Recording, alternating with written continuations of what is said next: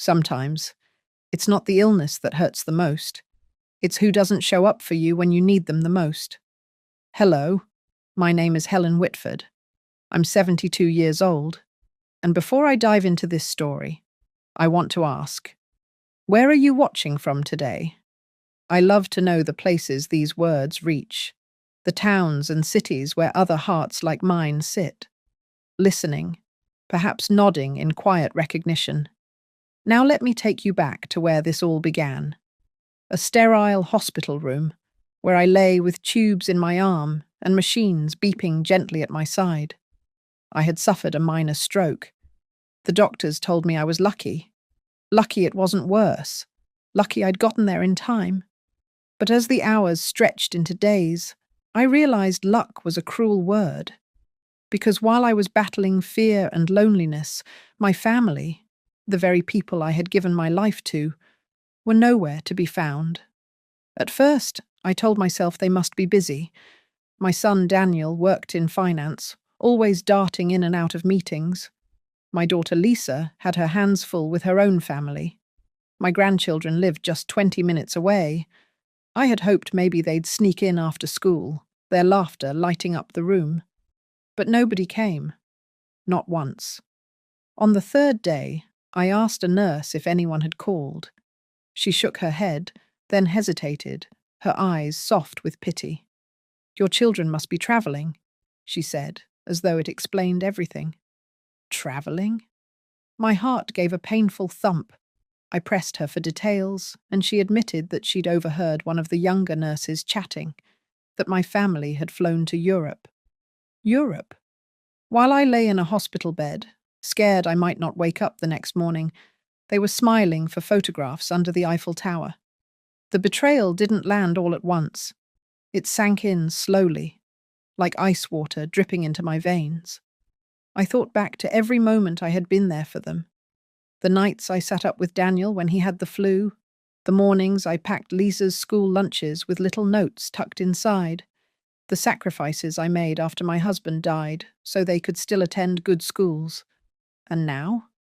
Not even a phone call, not even a text. I stared at the ceiling that night, listening to the hum of the machines, and I realized something I'd never allowed myself to think before. Maybe I wasn't family anymore. Maybe I was just convenient. A wallet, a babysitter, a spare room they could use when it suited them.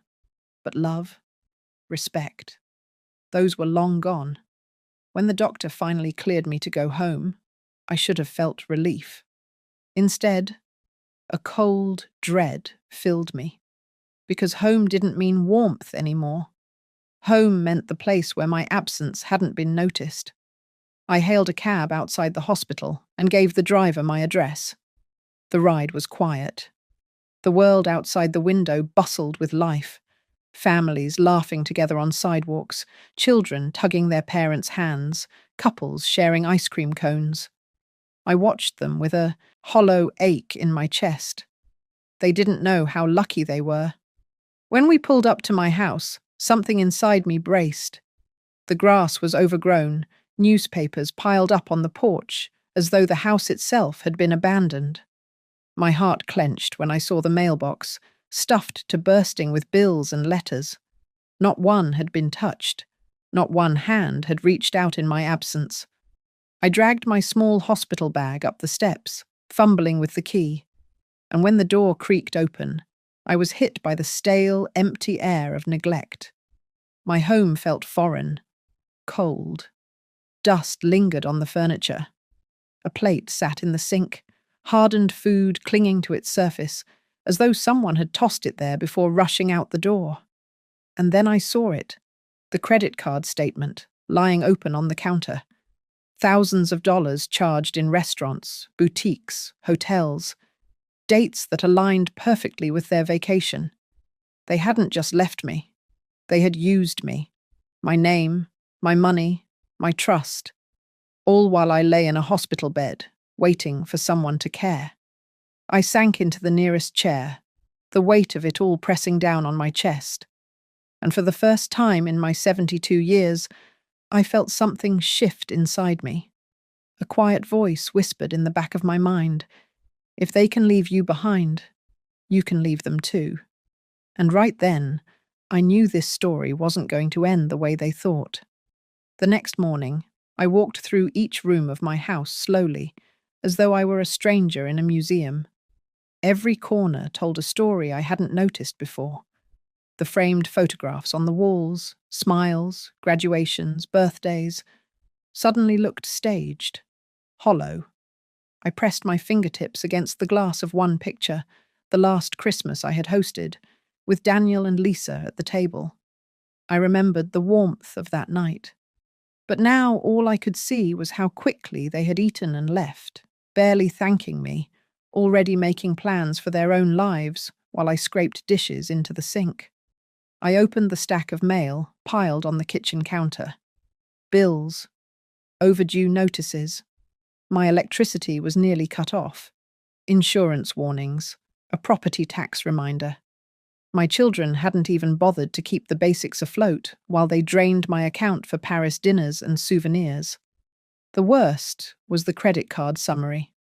I sat at the table, tracing each line with my finger, my vision blurring with disbelief. Plane tickets to France, luxury hotels, a shopping spree at some boutique I couldn't even pronounce. They had been drinking champagne on my dime while I was eating hospital soup alone. I whispered aloud, though no one was there to hear me. "How could you?" It was then that Mrs. Kendall, my neighbour from across the street, knocked gently on my door. She peeked in with her warm smile, holding a pie dish. "Helen, you're home. I was worried when I saw the ambulance weeks ago. I'm so glad you're all right." Her kindness made my throat tighten. I nodded, forcing a smile. "I'm fine, dear. Just getting back on my feet." She glanced at the empty driveway, then chuckled. "Your kids looked like they were having the time of their lives. I saw them loading up suitcases just last week, heading for the airport. Off to Europe, wasn't it?" Her words landed like knives. I swallowed hard and nodded again, pretending I already knew. "Yes," I said softly. "Europe." When she left, I sank into my chair and let out a long breath. So it was true. Not just gossip. Not an exaggeration. They hadn't even bothered to keep it secret. They had paraded their laughter down my driveway, bags packed, while I was still lying under fluorescent hospital lights. That was the moment something inside me snapped. Not in rage. No, rage would have been too easy. What filled me was colder, steadier, a clarity I hadn't felt in years. I realized that for too long, I had been clinging to the idea of family, of what it should mean. I excused their sharp words, their absence on birthdays, their dismissive laughter when I tried to share stories from my past. I told myself it was just the times. That kids grew up, moved on, didn't have the same traditions we once did. But this, leaving me in a hospital bed, draining my accounts while they toured cathedrals, this was no misunderstanding. This was a choice. And if they had chosen to leave me behind, then I had the right to make a choice too. That night, I lay awake in my bed, our bed, the one I had shared with my late husband for decades. The house felt too big, too empty, and yet suffocating. The silence pressed against my ears. I thought of him, of how disappointed he would be in the children we raised, of how fiercely he had once loved this family. My chest ached at the thought. But then came another feeling. Resolve. I whispered into the darkness. It ends here. No more waiting for phone calls that wouldn't come. No more opening my wallet while they sneered at my old-fashioned ways. No more being the safety net, the doormat, the forgotten mother. The next morning, I reached for the phone. Not to call them, but to make an appointment. A locksmith. If they could walk away from me so easily, then it was time I learned how to walk away from them. The locksmith arrived on a Tuesday morning, his van pulling up quietly in front of my house. A young man, maybe in his 30s, with strong hands and a kind smile. He tipped his cap as I opened the door. "Morning, Mum. You called about new locks?" I nodded firmly. "Yes, all of them. Every door, every entry point. I don't want anyone using the old keys again." He blinked in surprise, then nodded. "Of course. We can take care of that." As I watched him work, the sound of drills and the clink of metal filled the house like music. Each turn of the screwdriver felt like a note of freedom. My children had treated this house as their playground, marching in when they wanted, using the spare key, acting as though my space was theirs to control. Not anymore. From that moment on, my doors would open only for me. When he finished, he handed me a small envelope of new keys. They felt heavier than I expected, almost symbolic. I slid one into my pocket, gripping it tightly, like I was holding on to the first piece of myself I'd reclaimed in years. That afternoon, I stood in the driveway, staring at the car sitting there like a silent witness. It was a faded sedan, a little old, but it had history. My late husband and I had saved for years to buy it outright. I remembered us driving along country roads with the windows down, music on the radio, the smell of fresh fields drifting in. That car had been freedom once. But recently, Daniel and Lisa had scoffed at it. "Why don't you just sell this old thing? You don't even drive anymore," Daniel had said dismissively. Well, I decided perhaps I would sell it, but not in the way they imagined. The very next day, I placed a call to a dealership. Within a week, I had sold the car and transferred the money into a new account, one they didn't know existed.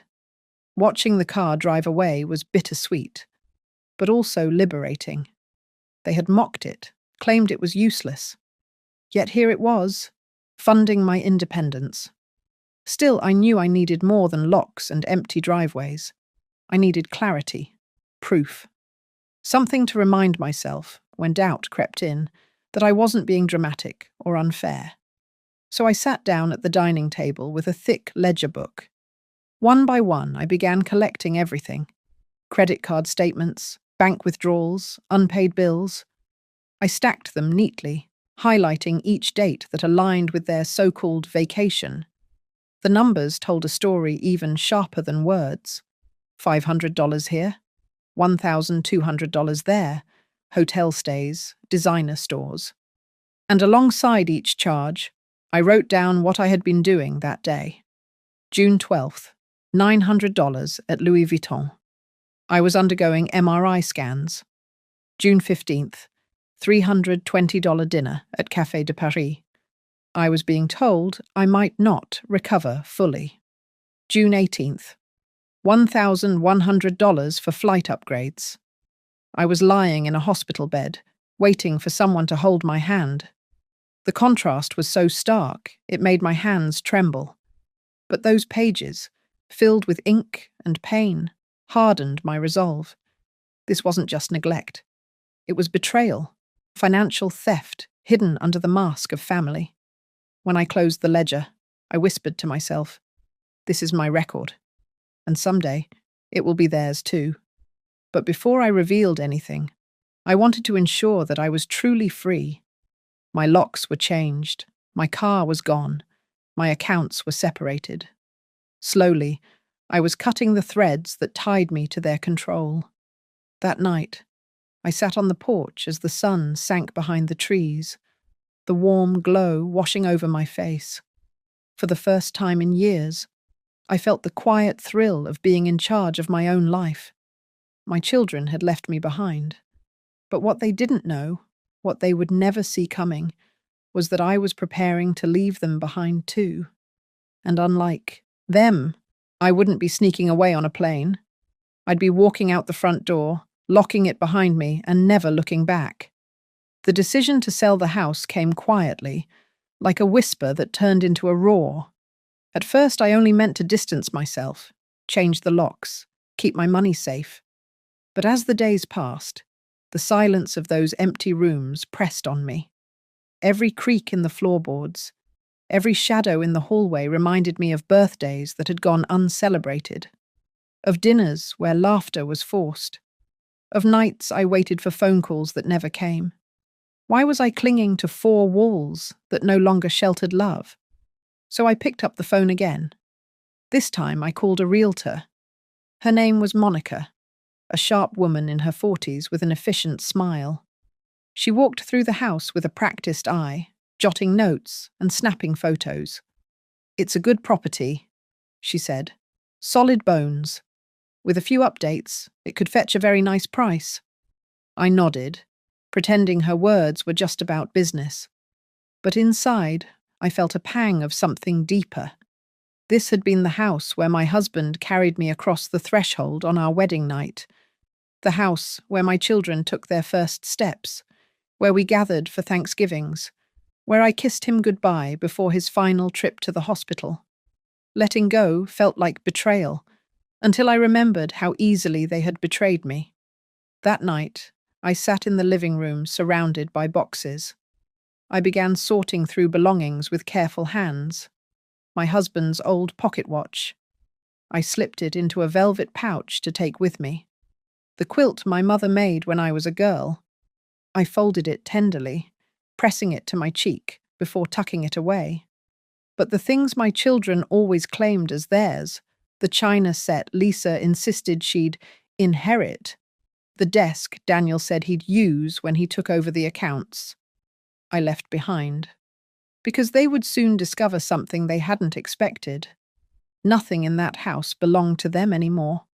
As the realtor prepared the listing, I began quietly selling smaller things. Furniture, paintings, appliances. Strangers came and went, handing me envelopes of cash. Each sale felt like shedding another layer of weight I had carried for far too long. The rooms grew barer, the echoes louder. But instead of sadness, I felt a strange exhilaration. I wasn't just packing, I was reclaiming. The money from the sales went into my private account. I spoke with a lawyer, ensuring all documents were ironclad. I even updated my will, a step I had avoided for years because I had always assumed my children would handle things responsibly. But now? Number I left specific instructions. Every penny I had would go to charity, to scholarships for children who actually deserved a chance, not to those who had abandoned me when I needed them most. Still, I wanted them to know why, to feel it, not just see the empty spaces. So one afternoon, I pulled down the old family photo album from the top shelf of the closet. Its pages were filled with moments, birthdays with frosting on little faces, vacations with sandy toes, my husband's proud smile at graduations. I flipped through slowly, my heart aching with the weight of memory. Then I slipped an envelope between the pages. Inside were copies of the ledger entries, credit card statements, and a handwritten note. "This is what family did to me. While I lay in a hospital bed, you chose Paris. While I struggled to breathe, you chose champagne. This house, this money, this trust. It is no longer yours. I am no longer yours. Consider this album the last memory we share." I placed the album carefully back on the shelf, knowing it would be one of the first things they looked for when they came back.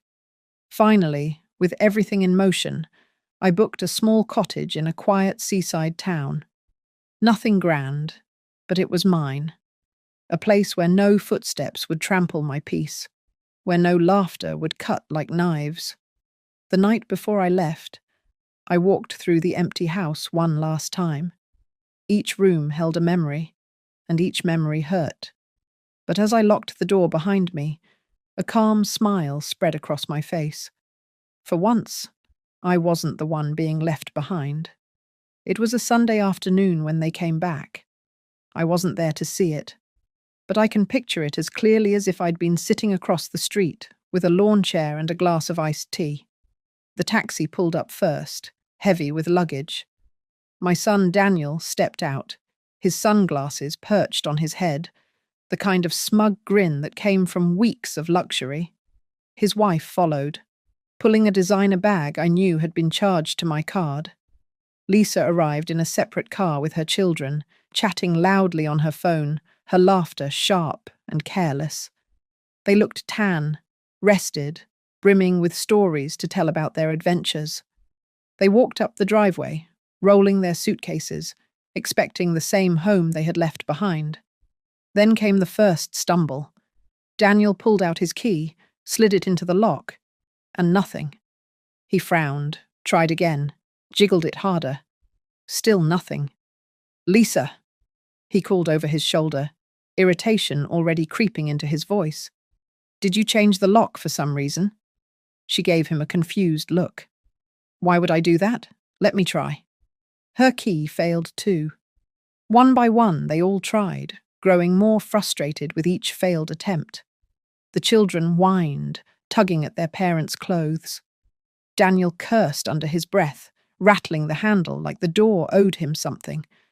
And then the real shock hit. Lisa pressed her face against the window. "Daniel, the house, it's empty." He shoved her aside, peering in himself. The furniture, gone. The walls, bare. The shelves, stripped. Nothing remained but echoes. I imagine his stomach must have dropped, the colour draining from his sunburnt face. "What the hell is this?" he muttered. The neighbours had noticed, of course. Mrs. Kendall waved cheerfully. From across the street, her apron dusted with flour. "Oh, hello! You just missed your mother. She moved out weeks ago." Their heads snapped toward her. Lisa's jaw fell open. Daniel stalked toward her, his voice sharp. "Moved? What do you mean moved? Where?" But Mrs. Kendall just blinked in surprise. "Didn't she tell you? Packed everything up. Sold the car, too. She seemed so happy about it." That was when the panic truly set in. They pulled out their phones, calling me over and over. Ring after ring. My phone lit up in my cottage by the sea, where I sat sipping tea and listening to the waves. I didn't answer. I let the silence speak louder than I ever could. Finally, they noticed the envelope taped to the front door. Daniel ripped it off, tore it open, and began to read. His face stiffened with every word. Lisa peered over his shoulder, her lips trembling as her eyes darted across the page. "Don't worry. The bills are paid, the car is gone, and so am I. This house no longer belongs to you, because it never did. While you were sipping champagne in Paris, I was lying in a hospital bed, alone. You didn't come. You didn't call. But you did remember to use my money. I hope the memories you made were worth the cost. Because you've lost me, and everything I once gave so freely." By the time they finished, their children were asking questions. "Where's Grandma? Why can't we go inside?" And there stood Daniel and Lisa, faces pale, clutching a letter that told them what they never thought possible. Their safety net had been cut. Their mother, the one they mocked, ignored and drained dry, had finally vanished from their grasp. I imagined Daniel's anger boiling over, Lisa's tears spilling down her cheeks, their voices rising in panic. But none of that reached me. In my quiet little cottage, I set the phone aside, stretched my legs, and smiled to myself. For the first time in decades, I wasn't the one waiting by the door. They were. It didn't take long for them to track me down. A week, maybe less. I was sitting in my little seaside cottage one afternoon, the salty breeze drifting in through the window, when I heard the sound of a car door slamming outside. Heavy footsteps followed. Then came the pounding on the door. I didn't move right away. I just sat there, sipping my tea, letting them stew in their impatience. Finally, I rose and opened the door. Daniel stood there, his face flushed with anger, his tie loose around his neck, as though he'd driven straight from the city without bothering to adjust himself. Lisa hovered behind him, her eyes red from crying, arms folded tight across her chest. "Mum," Daniel barked, pushing past me into the cottage without asking. "What the hell is going on? The locks are changed, the house is empty, the car is gone. Where is everything?" I shut the door quietly behind him and walked back to my chair. "Sit down if you like," I said calmly. "But I won't be. Yelled at in my own home." He turned to me, eyes blazing. "Our home. That house." "No," I interrupted, my voice steady as stone. "It was never yours. Not one brick, not one blade of grass. Your father and I built that life. I kept it standing after he passed. You only ever took from it." Lisa finally spoke, her voice trembling. "Mum, how could you do this? We came back and everything's gone. We thought you'd be waiting for us." I let out a bitter laugh. Waiting? That's all I ever did. I waited on birthdays for calls that never came. I waited in hospital rooms for visits that never happened. I waited while you drained my accounts, hoping it was a mistake. But when I saw the charges from Paris, when I lay in that bed wondering if I'd live or die, and you were raising glasses of champagne instead of holding my hand, something inside me broke. Daniel's jaw clenched. "We were on vacation. You could have told us you were in the hospital. You are my children. I shouldn't have had to beg for your presence. Love is not something that waits for a scheduled phone call. And don't pretend ignorance. Because you knew. You chose Europe over me." Silence filled the room, broken only by the crash of waves against the shore outside. Lisa's eyes brimmed with tears. "But the house, the inheritance. We thought—" "That's exactly the problem," I cut in sharply. "You thought of me as a bank account, as a deed, as a future payout. Not as a mother, not as a person. So I made my choice. The house is sold. The money is in accounts you cannot touch. And my will?" I leaned forward, my voice cold but calm. "Not a penny goes to either of you. Every cent will go to causes that honor people who know the meaning of compassion. Children who actually need a chance, not grown adults who abandoned their mother."